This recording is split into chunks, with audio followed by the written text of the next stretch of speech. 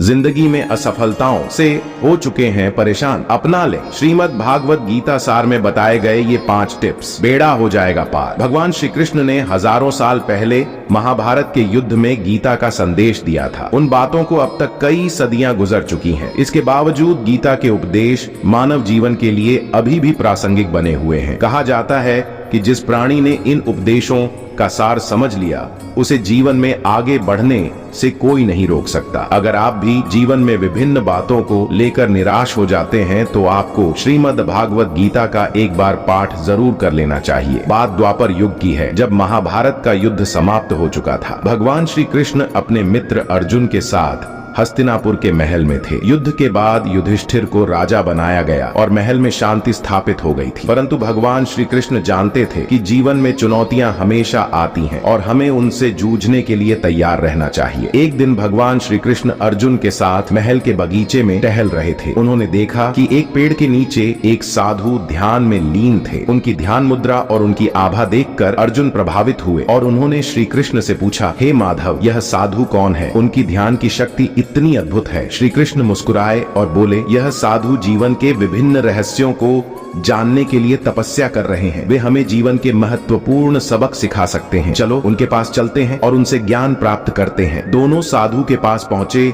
और साधु ने अपनी आंखें खोली। उन्होंने भगवान श्री कृष्ण को पहचान लिया और प्रणाम किया। साधु ने कहा, हे कृष्ण, आप तो साक्षात नारायण हैं। आपके आने से मेरा ध्यान सफल हो गया। बताइए मैं आपकी क्या सेवा कर सकता हूँ? श्री कृष्ण ने कहा, हे महात्मा, हमें जीवन के 3 महत्वपूर्ण सबक सिखाइए जो हमें जीवन की चुनौतियों का सामना करने में मदद करें। साधु ने कुछ क्षण सोचा और फिर बोले, पहला सबक है स्वयं पर विश्वास रखना। जीवन में कितनी भी मुश्किलें आए, हमें अपने आप पर और अपने प्रयासों पर विश्वास होना चाहिए। जब हम स्वयं पर विश्वास रखते हैं तो हम किसी भी चुनौती का सामना कर सकते हैं। उन्होंने एक कहानी सुनाई। एक बार एक छोटे से गांव में एक लड़का था। उसका नाम गोपाल था। गोपाल बहुत गरीब था, लेकिन उसने कभी हार नहीं मानी। वह हर दिन कठिन परिश्रम करता था और अपने सपनों को पूरा करने के लिए प्रयासरत रहता था। एक दिन गांव में एक प्रतियोगिता हुई जिसमें उसे भाग लेने का मौका मिला। गोपाल ने अपने आत्मविश्वास और मेहनत के बल पर प्रतियोगिता जीत ली और पूरे गांव में उसका नाम हो गया। अर्जुन ने इस सबक को ध्यान